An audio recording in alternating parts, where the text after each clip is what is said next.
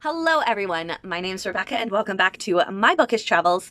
Today I am going to be doing an updated TBR crate for the month of March. This month is a little interesting because I have 3 books that I'm going to be adding into the crate from my existing 2014 TBR, but I have one that I'm going to be adding on top of those 3 that is a newer one. Again, in my video from February, I mentioned my wild card factor. For every 10 books that I read off of my 2014 TBR, I can choose one from whatever year published as a physical book, and I can read that one.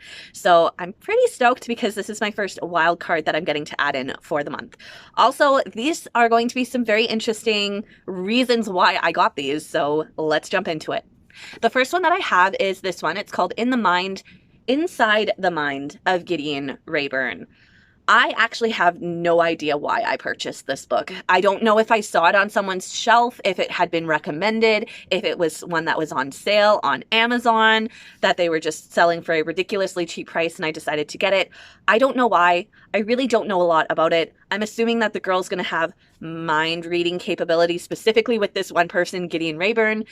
But aside from that, I really don't know anything beyond the title and that I can't actually remember why I purchased this. The next one that I have is Fangirl, and this one I believe was published back in 2013, and I hadn't really been exposed to a lot of stories that people were doing that, you know, fangirl, celebrity crush, ending up with the person that you kind of want to, that in real life is like 100 to 1 not going to happen.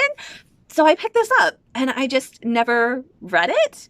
And I do actually kind of like the cover. It's a pretty, I like it. Aesthetically, it looks very pretty.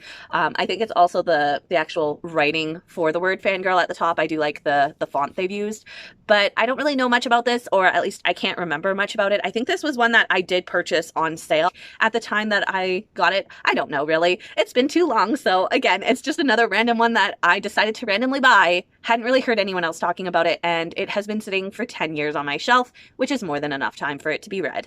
Now, this third one I do know that I picked up because of another booktuber recommendation, and it is All These Things I've Done by Gabrielle Zevin. This was one that I had heard a ton of people on BookTube talking about, and I wanted to read it because in this story, there are 2 things that are illegal, I believe, one of which is coffee and the other is chocolate. And I was very intrigued by how that is going to play out in a story that's a dystopian, but I remember hearing a ton of people reading this and they really liked it, and I purchased it so that I could read it. And a typical reader response is, I bought it, said I'd read it, and then I didn't read it, and it sat on my shelf. But now it's going to be in my TBR crate, and I can hopefully read this one soon. And finally, we jump into the wild card book. I'm so excited to share this one. So it is Wolf Gone Wild by Juliet Cross. This is book 1 in the Stay a Spell series. My friend's mom actually bought this for me. She bought me the whole series. So I think there's 1 or 2 more that she hasn't gotten yet from when she ordered them and is going to give them to me when she gets them. But I need to start reading this series. I don't want it sitting on my shelf for too long. So let me read the back because I don't actually know a lot about this because this is a series that she absolutely loved. And I was like, sounds good, I'll read it. And then she got the whole series for me for Christmas. So it says, what's the worst thing that can happen to a werewolf? Unable to shift into his wolf form for 3 months, Mateo Cruz knows all too well. His wolf alter ego has taken up residence in his head, taunting him night and day with vividly violent and carnal thoughts. I'm sorry, what? Convinced he's been cursed, he seeks the help of a powerful witch to undo it before he literally goes insane.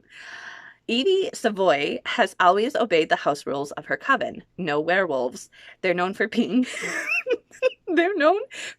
moody and volatile. So when a quick-tempered werewolf strolls into the bar and almost strangles one of her late-night customers, she's ready to bounce him. But her heart softens when she sees the desperation in his eyes as he begs for her help. Maybe she can bend the rules just this once. What Evie doesn't know is that Mateo's wolf has a mind of his own, and now that she's in his sights, he wants only one thing, her. Sweet. This actually sounds like really good. I'm actually super excited to read this. That sounds like such a fun read, and it sounds like I'll probably get through this one really quick now that I've read the synopsis. What? That sounds so hilarious. Like, I feel like I'm gonna be doing like a Stephanie Plum if Stephanie Plum was paranormal. I feel like that is how my brain is like registering how much fun I'm gonna have reading this. So this is the final one that I'm going to be doing in my TBR crate. So once I have read 10 of the books from my TBR crate, I think I'm on book 9 right now. So once I finish book 9, then I'll read 10 and then I can read this one. So I'm really excited. I also really love this design. So it's giving me chalk rock vibes, like very intricate, like detailed chalk rock vibes. But what I like is, so it's got this here, which is just kind of like a potion bottle with the wolves on either side. And then we split the coloring in the back and we've got the moon and then it's the paw prints for the wolf. So cool. I really love the detail that has gone into this cover. I'm very excited to read it. But that's basically it. These are the 4 books that I'm adding to my TBR crate. And I'm really excited to continue reading along. I know so far this year, I'm not reading as quickly as I normally do. And I think it's partly because of the fact that, number one, my Audible books that I'm reading that are like the oldest on my shelf are like super long audibles, so it's not like I can just get it done in a day. The other thing is I feel like a lot of the reads from 2014, like current me in my reading habits and my likes has definitely changed in the last few years. So some of these books that I got in 2014 probably just aren't hitting the spot that I'm at now compared to where I maybe was at that time. But what I'm liking about it and the positive I'm taking away from it is that at least I'm reading these books and they're not sitting in my TBR pile, my TBR shelves.